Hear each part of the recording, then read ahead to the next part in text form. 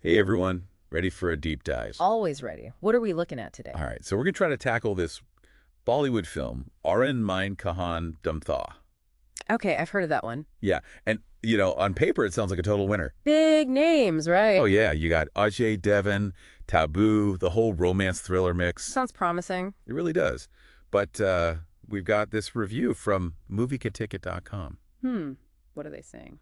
Well, let's just say it doesn't exactly sing praises.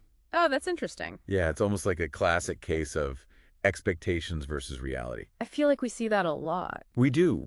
But this one in particular, they were really going for a sweeping love story, like across decades. Ambitious. Super ambitious. Hmm. I mean, 23 years they tried to cover following these two characters, Krishna and Vasudha. Wow, from their younger days all the way to middle age. Exactly.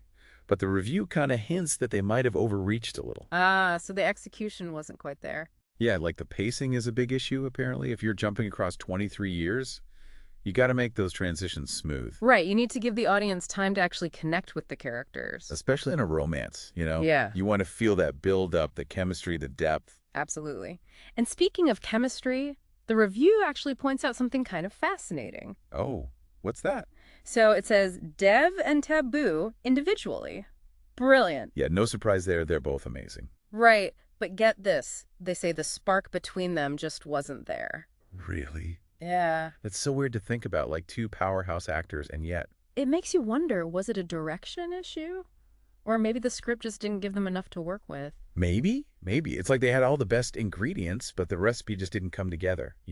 I see what you mean, but I'm also curious about something else, the visuals. Oh, yeah, the review mentions that, right? Yeah. Like the cityscapes were beautiful, but But could it be the editing? Like maybe those quick cuts between the scenery and the love story moments messed with the flow. interesting point. Maybe it felt too disjointed, not letting us really feel the passage of time. Exactly, and for a story that spans decades, that sense of time is crucial. It is. Now, there's one thing that seems to have really worked. What's that? The music. Apparently, the soundtrack is phenomenal. Oh, wow, who did it? Amen. Keeravani. And the review specifically mentions Auron Kahan Dum, the title track, and 2.